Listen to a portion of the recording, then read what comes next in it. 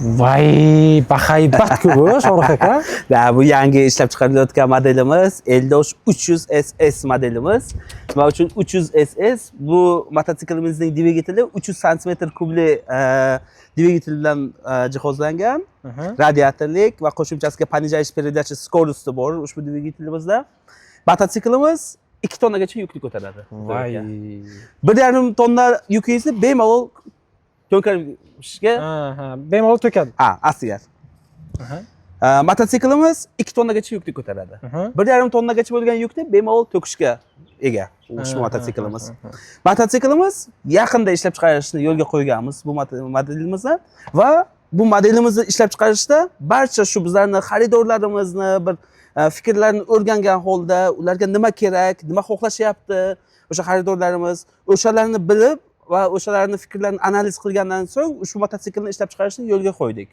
Bu mototsiklarimiz qolganlardan to'laqonli farq qilib turadi. Masalan, bilinib turibdi, farq qilishi aniq. Bu modelimizni ko'rib turgan bo'lsangiz agar, qo'sh ramali. Ya'niki o'sha ko'proq yukni ko'tarib yurishga mo'ljallangan. Qo'sh ballonli, bu ham bir og'ir yuklarni bemalol ko'tarib yurishga mo'ljallanganligi uchun. Mototsiklimizda silindr o'rnatilgan. Bu esa o'sha yukni to'nkarishga yordam beradi. Mana bu yerda lekin jihozlar umuman ko'p ekan. Nima bu bilmasam lekin. O'sha kardan bu yerda faqat qo'shimcha reduktor qo'yilgan. Bu o'sha reduktor mototsiklni to'nkarishga, samosvalni ishlashga mo'ljallangan. Kardan kelyapti zadniy most. Bu modelimiz 2 tonnagacha yukni ko'targanligi uchun bunda sal baquvvatroq zadniy most. Resorlarning palasalarini ham ko'rib turishingiz mumkin. Masalan, bunda 9 talik palasalik resor ishlatilgan. Kalta resor deyishadi. Bu kalta resor ham o'sha yukni ko'tarishga mo'ljallangan. Og'ir yukdagi yuklarda. Mana bu narsamiz bu stabilizator deyishadi o'sha xalq tilida. Ya'niki buning vazifasi o'sha mototsiklda yuklar noto'g'ri yoki bir tomonga o'rnatilgan yoki qo'yilgan, ortilgan bo'lsa agar, o'sha mototsikl pavorot qilish jarayonida mototsiklni ag'darib ketishni oldini oladi. Ya'niki stabilizator bu. Bu vaqti mana shu o'sha tog'li rayonlarda ayniqsa yo'l notekis bo'ladi. Albatta. Agar bir tarafga qo'yilgan bo'lsa, ag'darilish xuddi shunday. Mototsiklimiz endi aytyapmiz 2 tonna deyapmiz. Birdaniga shu joyga kuzatuvchilarimizga aytib o'tishimiz mumkin. Masalan, YouTube'dan ko'p reklamalarni ko'raman, O'tib aka.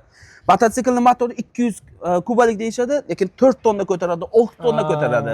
Lekin tex parametr bor, standart bor. Mototsikl masalan 2 tonna ko'tarish uchun qanday jihozlar o'rnatilishi kerak?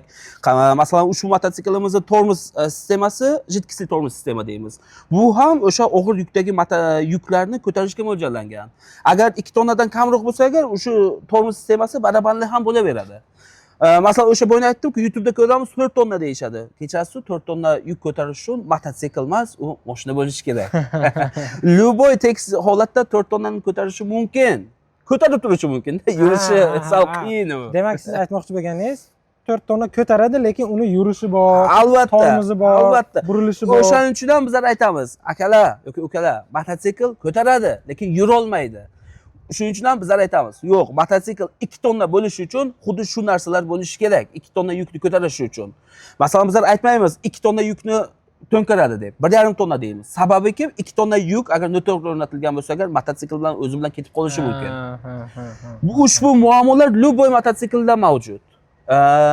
Davom ettiramiz. O'tib aka, yana tanishib o'tamiz. Mototsiklimizni kuzovi 220 ga 140.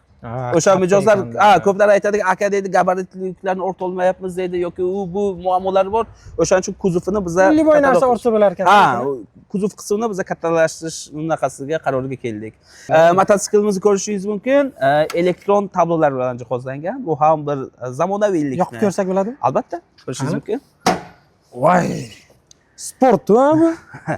Mototsiklni yoqish uchun aka, birinchi o'rinda splitni tortasiz, mototsiklni birinchi ko'rasiz. Qani, bu birinchi skorsda ekan, xalasoyga olamiz. Ko'rishingiz mumkin.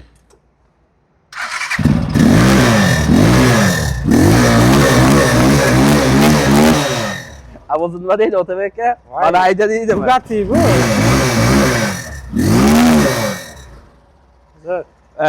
O'sha aytib o'tganimizdek, ushbu motorimiz 300 lik motor deyiladi. Endi xarajati salgina qolganlarga nisbatan sal ko'proq.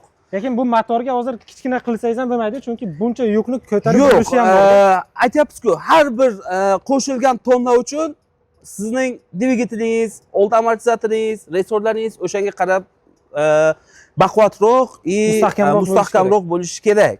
Xo'p, masalan, oddiy taraflarni ham bitta mototsiklimiz zamonaviy o'sha LED lampali, lupalik chiroqlar bilan jihozlangan.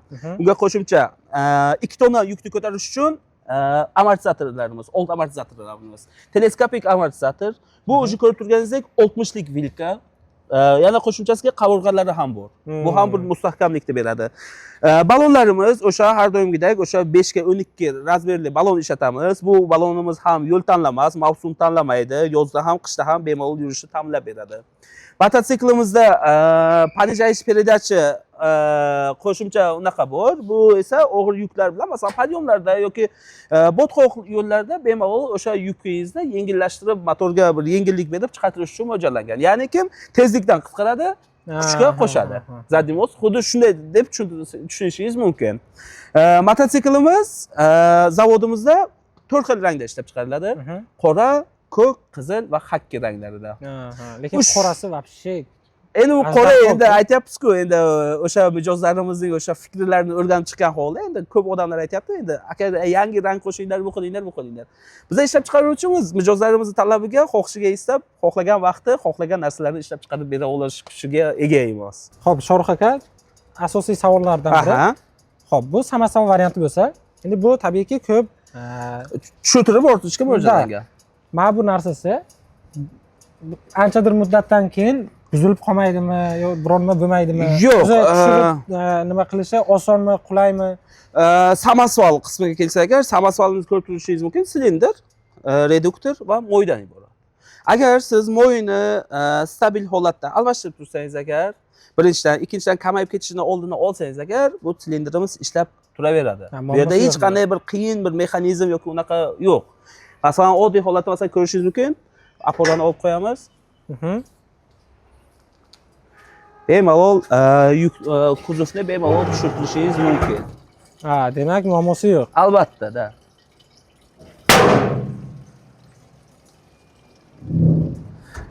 Mana ko'rib turishingiz mumkin. Endi bemalol 2 tonna yukni ortishingiz ham mumkin bu holatida. Shunaqa gaplar. Endi asosiysi narxi nechi pul? Narxi ko'rib turishingiz mumkin, qo'sh ramali, qo'sh balonli 300 lik dvigatel va mustahkamlangan zadniy most. Ushbu mototsiklimizning narxi yo'q, qimmat emas, qimmat emas. Ushbu mototsiklimizning narxi 33 million so'm hisoblanadi. Va ushbu o'zining kategoriyasidagi mototsikillarga nisbatan narximiz ancha arzon.